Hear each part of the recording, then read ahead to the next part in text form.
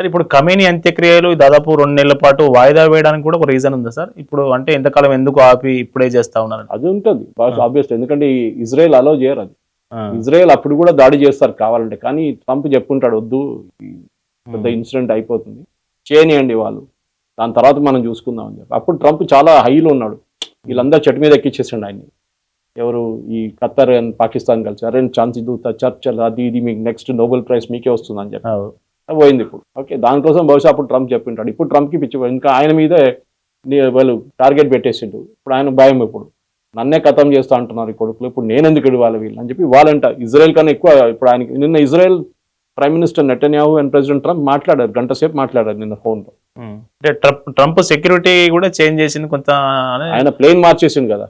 Air force 1 Khattar వాళ్ళు ఇచ్చిన air force 1 లో వచ్చిండు అంకారాకి, టర్కీకి, నేటో మీటింగ్ కి వెళ్ళేటప్పుడు ఇట్లా సూచనలు వచ్చినాయంట కొట్టేస్తారని చెప్పి. ఆ ఎయిర్ ఫోర్స్ 1 ఇంకా మొత్తం అప్గ్రేడ్ చేయలేదు, పాత ఎయిర్ ఫోర్స్ 1 పడి ఉండే, అది కూడా తోడొచ్చింది, దాంట్లో వెళ్ళిండు రిటర్న్. సో అప్పుడే అర్థమైపోతుంది ఎందుకు మార్చాడు ఎయిర్ క్రాఫ్ట్, ఎందుకు మార్చాలి థ్రెట్ లేకుంటే. ఎందుకంటే ఎయిర్ ఫోర్స్ 1 అనగానే దాంట్లో మిసైల్స్ ఉంటుంది, అన్నీ ఉంటుంది. ఏదైనా మిసైల్ కొడితే కూడా దాన్ని కౌంటర్ చేసుకునే కెపాసిటీ ఉంది ఎయిర్ ఫోర్స్ 1 లో. ఇప్పుడు మన మోదీ గారిది ఉంది చూడండి ఎక్కడ, అట్లనే ఇండియా 1 సేమ్ థింగ్ మన దగ్గర కూడా ఎయిర్ ఫోర్స్ 1 మన దగ్గర కూడా ఉంది అది ఫెసిలిటీ. కానీ బయట చెప్పాం, పబ్లిసిటీ ఏం దానికి ఎక్కువ, ఏముంది దాంట్లో లోపల, ఎట్లాంటి ఫెసిలిటీస్ ఉన్నాయి, పారాషూట్స్ ఉన్నాయా, ఇదన్నీ ఉంటాయి దాంట్లో, కానీ ఎప్పుడు చెప్పాం దాని గురించి, మాట్లాడరు. సో ట్రంప్కి ఇప్పుడు థ్రెట్ ఉంది, దాంట్లో డౌట్ లేదు. ట్రంప్కి తెలిసిపోయింది ఇప్పుడు ఈ ఇరాన్తో చేసిన చర్చలు ఇదంతా టైం వేస్ట్, వీళ్ళని ఫినిష్ చేస్తే బాగుంటుంది. దానికున్న ప్లానింగ్లో ఉన్నారో బహుశా. ఇప్పుడు నిన్న ఫ్యూనరల్ అయిపోయింది, రేపటి నుంచి మళ్ళీ కొడతారు.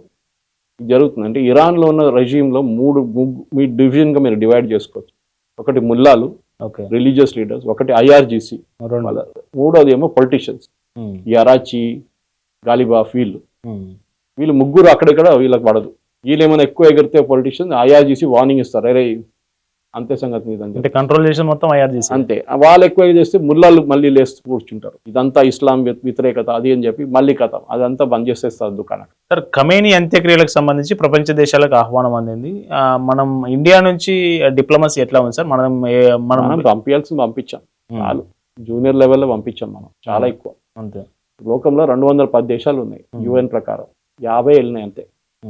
అక్కడ మీకు అర్థమైపోతుంది ఎంత పెద్ద ఇంపార్టెంట్, అంత పెద్ద డీసెంట్ సీన్ క్రియేట్ చేయక్కర్లేదు. ఇక పెద్ద డ్రామా ఉండేది, ఫ్యూనరల్ జరిగింది, అయిపోయింది, అది వాళ్ళ దేశం ప్రాలు వాళ్ళు చేసుకున్నారు, మనం దాంట్లో పడక్కర్లేదు. మనం మోదీ గారు వెళ్ళడం అక్కర్లేదు. పాకిస్తాన్ వెళ్తాడు, వాడికి పని లేదు, ఎందుకంటే వాడు వెళ్ళకపోతే మళ్ళీ ప్రాబ్లం. రేపు వాని మీద బాంబు వేస్తారని భయం ఉంటుంది ఇప్పుడు. ఓకే, ఖత్తరు వీళ్ళ మీద వేసారు అట్లా, కువైత్, బహ్రెయిన్ లాగా రేపు ఒక పాకిస్తాన్ మీద కూడా వేసేస్తారు ఇరాన్ కావాలంటే కోపంతో. సరే, ఇస్లామిక్ కంట్రీస్లలో ఒక్క పాకిస్తాన్ తప్ప వేరే దగ్గర న్యూక్లియర్ వెపన్స్ ఏం ఉన్నట్లేవు. పాకిస్తాన్ దగ్గరనే ఎందుకు ఉండాలి? పాకిస్తాన్ ఇది ముందు ఏక్యూ ఖాన్ అని చెప్పి వాళ్ళ హిస్టరీకి వెళ్తే అది ఇంకొక కథ. ఏక్యూ ఖాన్ అని చెప్పి వాళ్ళ దగ్గర సైంటిస్ట్ ఉండే, ఆయన ముందు హాలండ్లో పనిచేస్తుండే, పిహెచ్డి చేస్తున్నప్పుడు న్యూక్లియర్ టెక్నాలజీ మీద.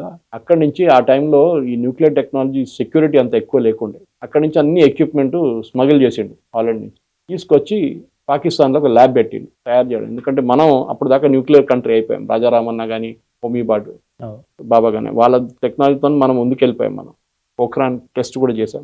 అప్పుడు జుల్ఫికర్ అలీ భుట్టో ఒక పెద్ద స్టేట్మెంట్ ఇచ్చి, మీకు గుర్తుంటుంది, గడ్డి తింటాం లేకుండా బాంబు తయారు చేస్తాం. గడ్డి అయితే తింటాం మేము, కానీ బాంబు తయారు చేస్తాం. అంటే మా దగ్గర డబ్బులు లేవు, గడ్డి తింటాం కానీ బాంబు తయారు చేస్తాం అని చెప్పి. అది వాళ్ళ ఒక సింగిల్ ఫోకస్ ఉండే.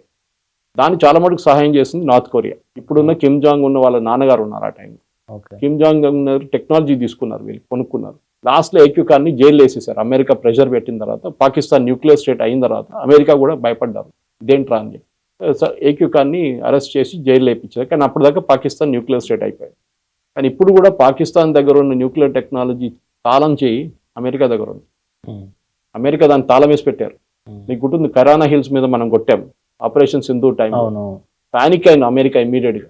దానికోసం ట్రంప్ అంట నేను వెళ్ళి మాట్లాడి బంద్ చేయించిన అని, ఇది కారణం అంతే. ఎందుకంటే వాళ్ళ దగ్గర దాకా రీచ్ అయినాం, దానికి రీచ్ అయినాం కాబట్టి ఎప్పుడైనా కదా. ఇప్పుడు నిన్న కూడా ఇరాన్ లో ఉన్న బుషేర్ అని చెప్పి వాళ్ళ న్యూక్లియర్ ప్లాంట్ ఉంది, ప్లాంట్ ని కొట్టలేదు, ప్లాంట్ చుట్టుపక్కల ఉన్న బిల్డింగ్స్ అన్ని కొట్టారు. సో దాంట్లో ఇండికేషన్ అక్కడ మీరు ఎక్కువ డాన్స్ చేస్తే ఇది కూడా, ఎందుకంటే న్యూక్లియర్ టెక్నాలజీ చాలా డేంజరస్. మనం కిరాణా హిల్స్ కొట్టారనుకోండి, మన వైపు కూడా దాని ఇంపాక్ట్ ఉంటుంది. ఎందుకంటే న్యూక్లియర్ అనేది ఒక చోట్ల ఉండదు, రేడియేషన్ చాలా దూరం పోతుంది. మనం చెర్నోబిల్లో చూసాం, మనం దానికన్నా ముందు హిరోషిమా, నాగసాకిలో చూసాం మనం. అప్పుడు చాలా రుడిమెంటరీ ఉండే, అప్పుడు చాలా న్యూక్లియర్ టెక్నాలజీ నథింగ్. అప్పుడు ఒక 2% ఉండొచ్చు, ఇప్పుడున్న 100%కి. 2%కే బీభత్సమైన జరగచ్చు. ఎవరు న్యూక్లియర్ టెక్నాలజీ అనేది, న్యూక్లియర్ బాంబ్ అనేది ఎవరు వాడరు. అది ఒక కర్రలాగా, ఆ కర్ర తీసుకొని కూర్చుంటాం మన చైర్ మీద, అరే దగ్గరకు వస్తే కొడతాను నేను అని. అది నార్త్ కొరియా అదే చేస్తారు. దానికోసం ఎవ్వడు అందరూ గొడవకి వెళ్ళారు.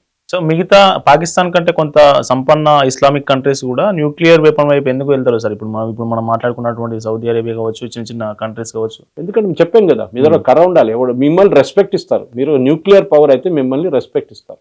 మిగతా దేశాలు కూడా ఎందుకు తయారు చేసుకోవట్లేదు అంటే వాళ్ళు అంత ఈజీ కాదు. మార్కెట్లో దొరకదు ఇది, సూపర్ మార్కెట్లో. అవును, ఓకే. అది చాలా న్యూక్లియర్ నాన్ ప్రొలిఫరేషన్ అని చెప్పి ఒక ట్రీటీ కూడా ఉంది, ఎన్పిటి.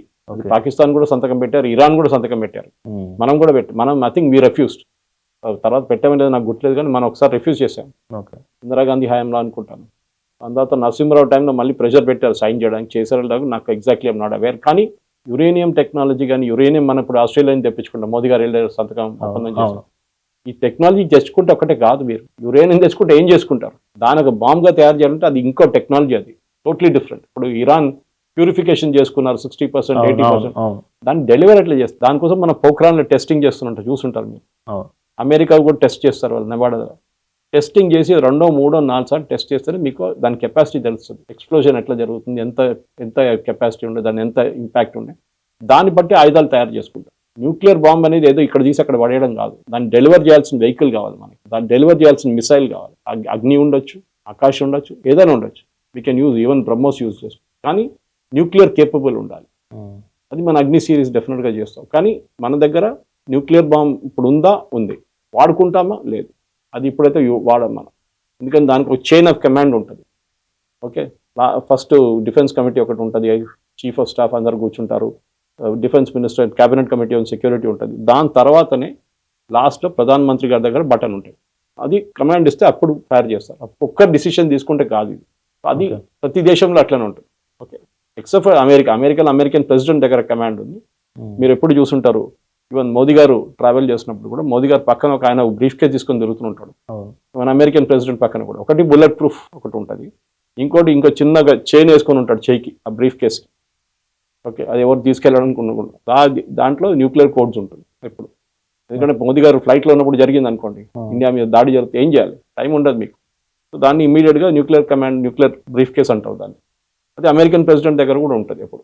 అది మనం ఆల్ అడ్వాన్స్ కంట్రీస్లో న్యూక్లియర్ టెక్నాలజీ ఉన్న దేశాలు, ఇప్పుడు ఇజ్రాయెల్ దగ్గర న్యూక్లియర్ టెక్నాలజీ ఉంది, కానీ వాళ్ళు న్యూక్లియర్ నేషన్ కాదు. వాళ్ళు ఇవాళ దాకా ఓపెన్గా ఎప్పుడు అడ్మిట్ చేయలేదు మా దగ్గర న్యూక్లియర్ వెపన్స్ ఉంది. వాళ్ళ దగ్గర ఉంది 100%. అది అందరికి తెలుసు. వాళ్ళ దగ్గర న్యూక్లియర్ ప్లాంట్ కూడా ఉంది, కానీ వాళ్ళు బయట ఇవాళ దాకా చెప్పలేదు మా దగ్గర న్యూక్లియర్ వెపన్ ఉంది.